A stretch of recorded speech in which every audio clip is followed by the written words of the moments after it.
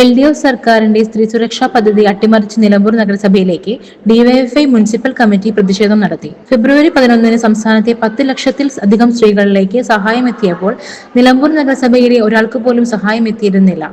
നഗരസഭാ ഉദ്യോഗസ്ഥരും ഭരണസമിതിയും ചേർന്ന് പദ്ധതിയെ അട്ടിമറിക്കുകയാണ്. UDF തിരഞ്ഞെടുപ്പ് രാഷ്ട്രീയ അജണ്ടയുടെ ഭാഗമായി 2000-ഓളം സ്ത്രീകൾക്കാണ് ഈ സഹായം നഷ്ടപ്പെട്ടത്.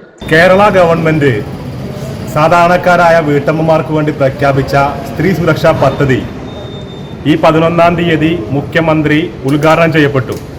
എല്ലാ 10 ലക്ഷത്തിലധികം വരുന്ന വീട്ടമ്മമാർക്ക് ഇതിന്റെ ഗുണഭോക്താക്കളായി പണം അക്കൗണ്ടിലേക്ക് കയറിയപ്പോൾ UDF ഭരിക്കുന്ന നിലമ്പൂർ നഗരസഭയിൽ ഒരാൾക്ക് പോലും അക്കൗണ്ടിലേക്ക് പണം എത്തിയിട്ടില്ല.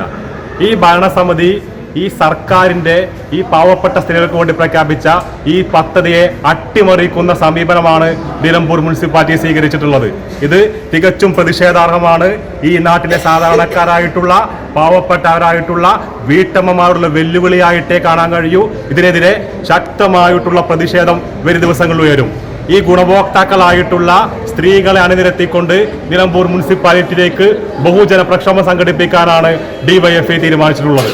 പ്രതിഷേധത്തിൽ അരുൺദാസ്, ദീപക്, പ്രജിത്, റിയാസ് കാവാട്, ലെനിൻ സ്വരാജ്, ഷനൂഫ് കോട്ടായി എന്നിവർ പങ്കെടുത്തു.